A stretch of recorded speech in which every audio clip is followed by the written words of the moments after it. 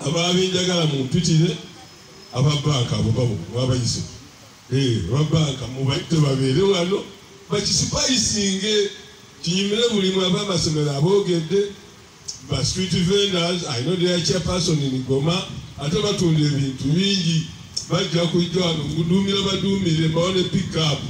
eyegombola muye mwe batwale ejja kubazza nga bayingira wano.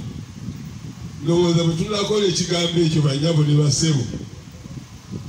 abakola ebijemusa boogedde tebabulawo abakola omubisi gw'enjuki otajja kuddayo nakantu konna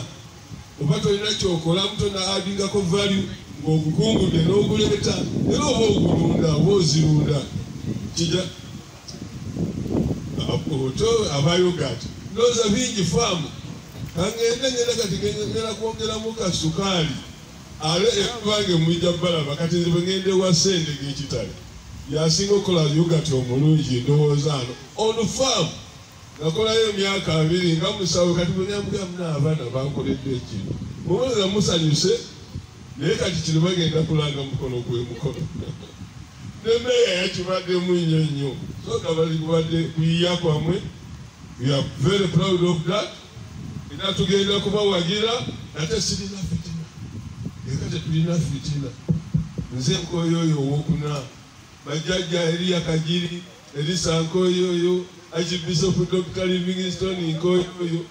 tetulina buzi twagala kuyamba buyambi bantu asanga okusomezebwa kungi naye bw'alemerako amala n'atuuka ku ddere abavubuka abaffe bano as the young as they are mami nkoyoyo abadde ayogera ku myaka gi tuli mu bracket yemu kubanga nange ndi over 60 years naye abavubuka bano okuvaayo ne balowooza ekintu kino for the first time in Mukono okuleeta expert basibo ne banyaba abavubuka bano mubongere engalo mbabulire ensonga lwaki muyinza okubanga munanjulira ekigambo ekikwatagana ne festival nze nakirabako oba nenkiwulirako emyaka ng'etaano bwekyabaawo mu kibuga Kampala nga mukyala musi akireesi mwena siwa mukifulira awo nze nange bwekifulirako era olw'obukulu bwakyo nabawuliriza olunaku olumu ngendeko e Kampala neetegereza what is this animal called the expo nagenda okutuuka eyo nga kijjubi n'olwekyo basibo ne bannyabo abavubuka bano okubeera nti bavuddeyo ne bakituteekamu in the first place njagala mbaweeyo scenario omuntu okubeerawo n'ayiya n'akola ekintu n'asanga okusomozebwa naye n'afuna obuwagizi n'ekitambula tuba tuteeka okumusosowaza mu birowoozo byaffe uliriza ng'ennaku z'omwezi 27 omwezi gwali gwa 7 omwaka 2023 nali mu lukiiko olwatulawulo ku district olwaleeta ekiteeso mu kiseera ekyo yali ssentebe wa district mwami Damulira Kyeyune bwe yaleeta ekiteeso n'agamba nti ekibangirizi kyaffe kino ono ku district kinene nnyo tukoleyo ekintu bannaffe kwe banaatujjukiriranga olukiiko olwo nalulimu ne luyisa ekiteeso ekisimba ebitigiro buli omu agitululira agirabi mu gwa 7 ng'ennaku z'omwezi 7 2024 mu kiseera ekyo nali kansala ku district 1 ndi wa mukisa okuva mu kiseera ekyo mbadde mbeera kansala buli kisanja nakati basibo ne bannyabo wendi n'olwekyo abakulu bano abaavuddeyo okuleeta expert nga yeesoose okujja mu Mukono district nze ndabira ddala nga bakoze ekintu kya bbeeyi bwe mubanga mwagala okwongera okukikakasa mukunga abantu nga mwami Katerega bwatutegeezezza tambuza amaaso gatwale ku bishop stage atugambye era atukakasizza nti oluguudo olwa ku bishop stage ng'oyambuka ojjeero ku UCU oweteeka otuuse sayidi awo otuloleero ku district kati bw'otuuka awo ate okkirire okutuukira ddala ku wakisemanga bagenda kubeera basuubuzi ba Mukono district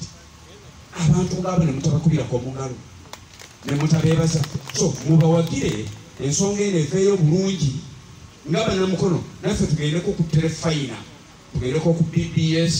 tugendeko ku Bukedde TV tugendeko ne ku NBS ne ku NTV tulaba nga kiba kikola bulungi nga Mukono kubanga abeekabaale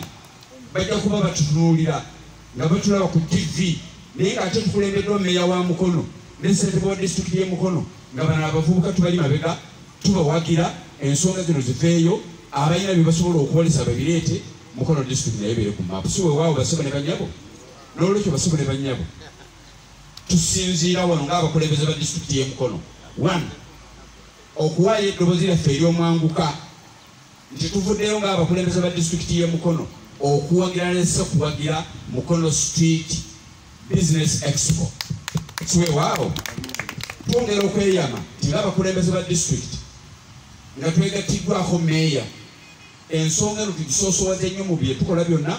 abantu ba Mukono tukyayininge naffe ku bbendera oba ku kalenda y'eggwanga lino n'olwekyo basebo ne bannyabo mwe n'abazze wano njagala okukubira omulanga bannamawulire ensonga eno mugiteeke nnyo ku mwanjo ate era ntwala omukisa guno okubeebaza olw'omulimu gwe mutukoledde nga bannamukono mukoze omulimu mulungi tembeereko eyo nentunuulira TV nga ndaba abaana baffe mukoze omulimu mulungi musasa amawulire ate nga mugasaka with commitment and with passion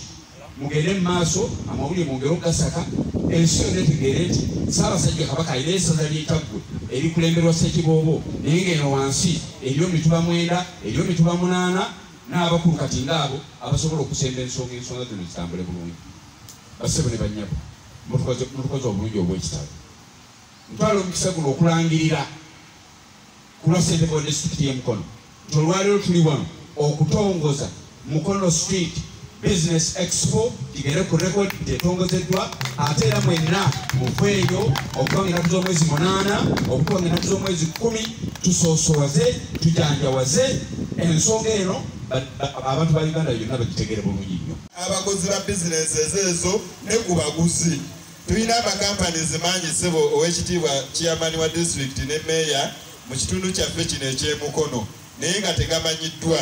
blankets waliwo kampani emu etuna blankets mitwalo 3.5 blanket gy'ogula emitwalo 10 mu dduuka n'olwekyo bagenda kujja abantu bagule ku bintu ku bbeeyi ya wansi so kyekigende mu bigendererwa byaffe companies nyingi ezitamanyiddwa mu Mukono factories tufubye okulaba nga tuzireeta ku board baleete bye bakola tulabe nga abannamukono babimanya era ng'omwoleso gugenda tandika